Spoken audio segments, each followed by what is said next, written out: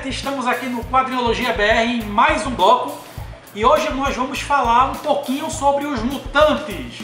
Porém, não é os mutantes da novela da Record, é os mutantes, inclusive, que fazem parte do universo do X-Men e da Marvel em geral.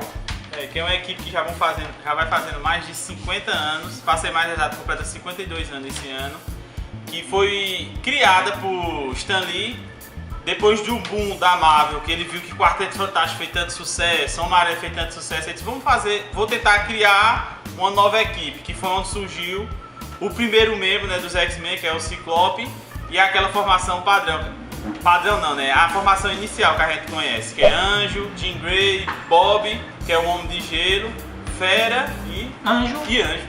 Acho que Anjo a gente já falou. Eu falei Anjo, Ciclope. Eu pulei o nome Ciclope. Bom, mas pra quem não sabe, os X-Men foi uma ideia originalmente, inclusive, da esposa de Stan Lee. Porque ele normalmente criava Homem-Aranha, teve o poder picado pela aranha radioativa, né? Ou seja, sempre viu alguma coisa de fora, algum evento extra que fazia com que o personagem ganhasse um super poder.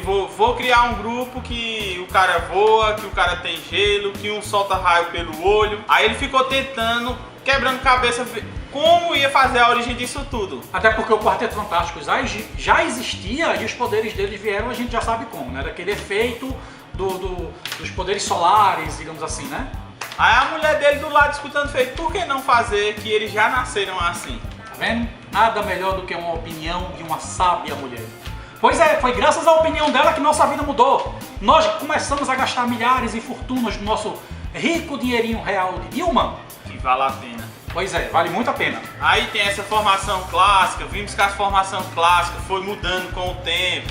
Exatamente, e assim, foi uma sacada muito boa da Marvel, principalmente de Stan Lee, em verificar que isso era uma mina de ouro.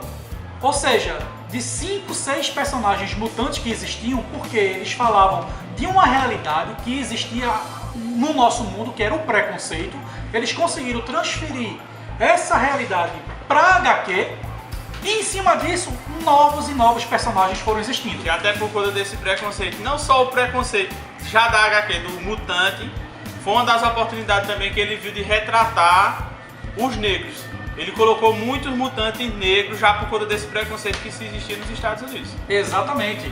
E também uma coisa interessante, Tony, que a gente começou a observar, isso depois de uma época que o X-Men estava fazendo muito sucesso, porém houve uma recessão nos Estados Unidos, onde as vendas dos X-Men deram uma pausa, e quando voltaram, vieram mutantes de todo mundo, ou seja, tinha mutante do Japão, tinha mutante do Canadá, tinha mutante da África, tinha mutante do Brasil, que é o nosso querido Mancha Solar, né?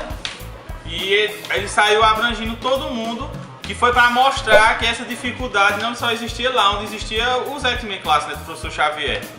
Até porque assim, isso foi um passo bastante importante de uma nova formação da equipe X-Men, que foi justamente quando teve Wolverine, Tempestade, Colossus, Kitty Pryde, Illyana, ou seja, uma gama de mutantes que fizeram com que nós, aficionados nesse universo, olhássemos um HQ e assim, ficássemos espantados com a quantidade de poderes e de possibilidades que poderiam existir. E a gente não pode esquecer também do primeiro inimigo deles, o Magneto, que perdura até hoje. Pois é, que inclusive se a gente for parar para perceber dessa evolução dos mutantes, nós não podemos deixar de citar Chris Claremont e Jim Lee, que foi um marco na história dos mutantes, né? Que são conhecidos até hoje por conta das histórias de X-Men e que todo mundo gama nos caras quando se fala de X-Men. Até porque assim, praticamente uma unanimidade, que todos dizem que o melhor roteirista que os X-Men tiveram até hoje foi realmente Chris Claremont. Porém, não é tanto uma unanimidade, apesar de, na minha modesta e humilde opinião, acredito ser um dos melhores desenhistas que os X-Men já tiveram até hoje foi Jim Lee. Porém, não é unanimidade, né? Jim Lee, diga-se de passagem, só um adendo, tá fazendo o maior sucesso hoje desenhando na DC, né? Ou seja, uma perda, na minha opinião, incalculável pra Marvel. Traidor. Pois é o inimigo. Bom, aí o que acontece? Isso foi um boom que houve na década de 90, onde os X-Men realmente foram o carro-chefe da Marvel. Diga-se de passagem que é até hoje. Hoje a gente vê muita mania, a gente vê muito falar, né? Vingadores, essas coisas, por conta do cinema. Mas se a gente for falar do cinema, quem foi que deu o boom nos heróis foi o filme dos X-Men. Pois é, muita apesar gente... de ter tido Blade antes, Mas Pois é, muita mano. gente encarou o filme de Blade como um filme de vampiro. É como se a gente- Até porque muita gente não sabia que Blade Era é da um herói da Marvel. Até porque, assim, se a gente for parar para pensar em indústria cinematográfica de heróis, realmente fica muito claro que é uma indústria antes dos X-Men e depois dos X-Men. Ou seja, muito tempo atrás, se imaginava se fazer um filme com heróis, principalmente equipe, e não existia esse tipo de filme, né? É. Sempre era um herói, como por exemplo o Blade, ou fazia algo o Homem-Aranha, ou fazia algo o Capitão América, né? É, tem os desenhos também que fizeram muito sucesso. E quem não assistia na Globo? TV Colosso, os X-Men. É, os X-Men. A trilha sonora da voz de Tony fica realmente espetacular.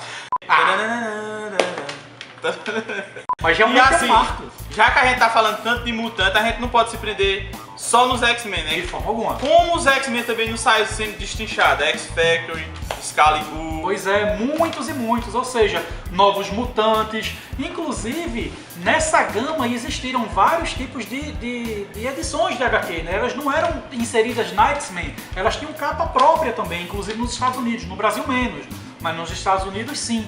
E equipes tão importantes quanto, como por exemplo Excalibur, que na década de 90 também teve uma importância enorme, quando foi Kid Pride e Noturno que fizeram parte dessa equipe. Noturno chegou a ser líder, Noturno era líder. Era o líder da Excalibur. Mas tínhamos outros, como por exemplo a X-Force, que tinha Cable como líder da X-Force. Que, ou seja, foram marcos na história dos X-Men e dos mutantes. Tanto é que...